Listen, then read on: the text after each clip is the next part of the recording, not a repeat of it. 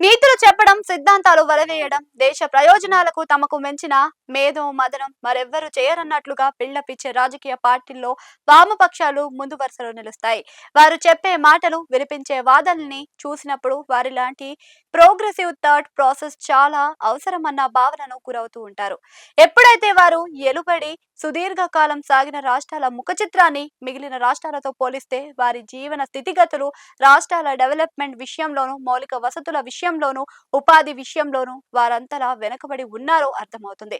ఒకప్పుడు తమదైన ఉనికితో భారత రాజకీయాల్లో కీలక భూమికను పోషించిన వారు ఇప్పుడు ఉనికి కోసమని పోరు చేయాల్సిన దుస్థితి.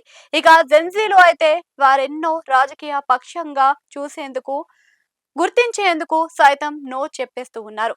ఇక వారి లిటరేచర్ ను చూస్తే వారు చెప్పే నీతులు ఆకాశంలో అన్నట్లుగా ఉంటే వాస్తవం మాత్రం పాతరాతి యుగానికి ఇప్పటికీ దాటలేదు.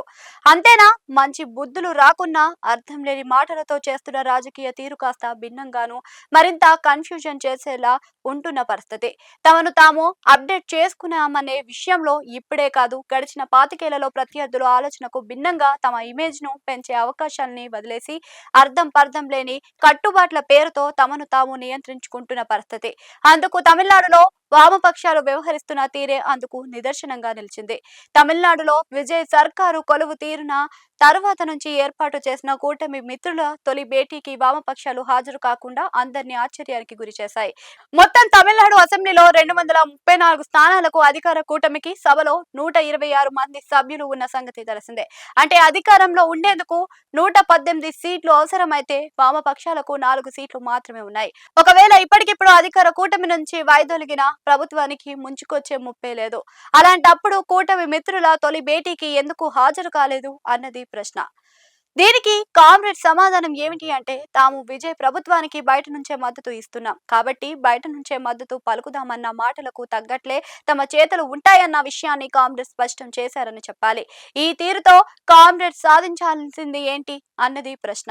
ఇప్పుడు విజయ్ ప్రభుత్వానికి బయట నుంచి మద్దతు ఇస్తున్నామన్న చెప్పిన దానికి తగ్గట్లే ఆ విషయాన్ని అందరికీ అర్థమయ్యేలా చేయాలన్నదే వామపక్షాల ఆలోచనగా చెబుతున్నారు. కూటమి ప్రభుత్వంలో బయట నుంచి మద్దతు ఇచ్చినా, లోపల నుంచి మద్దతు ఇచ్చినా పెద్దగా వ్యత్యాసం లేదు.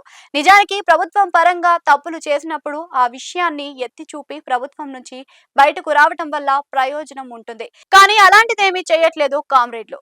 తమిళనాడులో ప్రభుత్వం ఏర్పాటైన తర్వాత తొలిసారి మిత్రపక్షాలతో కలిసి ముఖ్యమంత్రి విజయ్ ఆధ్వర్యంలో సమావేశాన్ని నిర్వహించారు. దాదాపు గంట పాటు సాగిన ఈ భేటీలో పలు ఉమ్మడి నిర్ణయాలు తీసుకున్నారు. అన్నిటికంటే ముఖ్యమైనది స్థిరమైన ప్రభుత్వంగా వారు పేర్కొన్నారు. అదే సమయంలో ప్రభుత్వం చేపట్టాల్సిన అంశాలకు సంబంధించిన ప్రాధాన్యతల మీద చర్చ జరిగినట్లుగా చెబుతున్నారు. తమ కూటమి ప్రభుత్వానికి ఒక పేరు పెట్టుకోవాలని, అధికార పార్టీకి మిత్రపక్షాలకు మధ్య సమన్వయం చేసేందుకు ఒకరిని నియమించుకోవాలన్న అంశంపైన ఏకాభిప్రాయానికి వచ్చినట్లుగా తెలుస్తుంది. ఇలాంటి కీలక భేటీలో పాల్గొనడం ద్వారా వామపక్షాల ప్రభుత్వానికి సరైన దారిలో నడిపే ప్రయత్నం చేయవచ్చు. కానీ బయట నుంచి ప్రభుత్వానికి మద్దతు ఇస్తున్న కారణంగా ఈ తరహా మీటింగ్లకు తాము హాజరు కాలేమన్న మాట వారి నోట వినిపిస్తుంది.